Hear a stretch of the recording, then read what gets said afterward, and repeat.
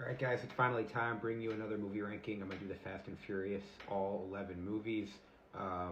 So the 10 movies plus Hobbs and Shaw. I know there's some shorts that come between these movies, but I'm not gonna do those. So let's get into it. Coming in at last, Tokyo Drift, the third movie. This is pretty easy. No Vin Diesel, no Paul Walker. It's pretty much a miracle that this franchise even survived this movie. I don't know why they even made a movie without those two. Tokyo is a great setting, actually. They should go back there and make another movie with Vin Diesel. There's probably not enough time to do that now.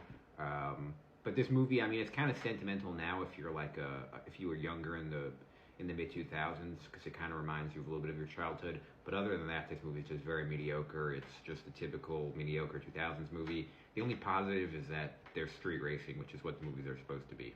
Coming in at 10, Too Fast, Too Furious. I kind of hesitated to put this too low because it's also sentimental, but this movie just isn't good.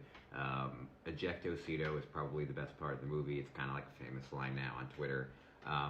But other than that, really the only positive is bringing Tyrese into the franchise, and I mean, he's stuck around. He's really one of the most underrated success stories is Tyrese just continuing to get checks from these movies. He's very good in them and he's very funny, but just unbelievable. He's been able to be in like 6, 7, 8, whoever many knows how many movies since this one, but it's just not good.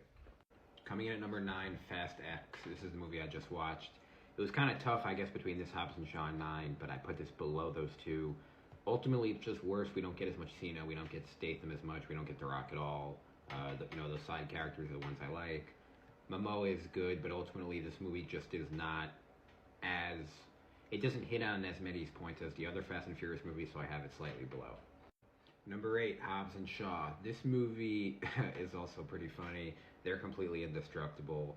I mean, it's a good, action movie when you have 3 A-list actors and 2 of them are going up against the other one. But essentially, the climax of this movie is Jason Statham and The Rock essentially realizing they can beat Idris Elba, who's a super soldier, by if they both punch him at the same time.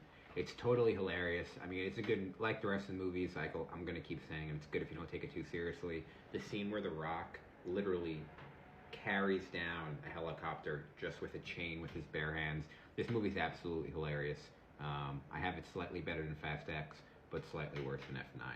And like I said, coming in right after it, F9, this is where, again, we couldn't even believe at this point that we're getting this movie. They brought back Han. It was totally ridiculous. They keep retconning.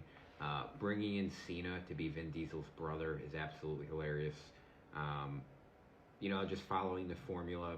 Like I said, this movie's slightly better than 10 because we get a lot more Cena and he's good. I think the action's better in this movie. I have it ahead of Hobbs and Shaw just because,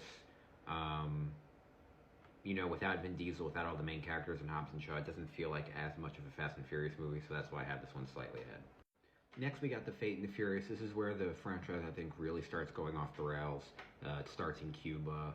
I don't even remember what happens. I think this is where they drop the planes out of the sky, but I could be wrong. But this movie is definitely worse than 5, 6, and 7 and everything that comes before it. But I think it's also definitely better than what comes after it. It's kind of like right in that middle ground. Still a solid movie. I think The Rock is good. He's back to being a good guy in this movie. But again, nothing really, I think, that stands out between this and the rest of the movies. Next, we got the 4th movie, Fast and Furious. This was Paul Walker's and Vin Diesel's return to the franchise. This is what kind of rejuvenated it.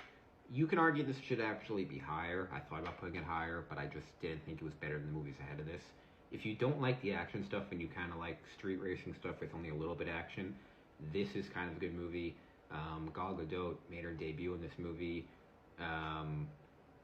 It's kind of, this is right before it kind of becomes like an action kind of bank heist kind of franchise. There's still street racing here. There's a lot of good street racing scenes. So, I mean, you can even put this number 1. I think there are some lists you can argue this is number 1, not for me, but it is a pretty solid movie.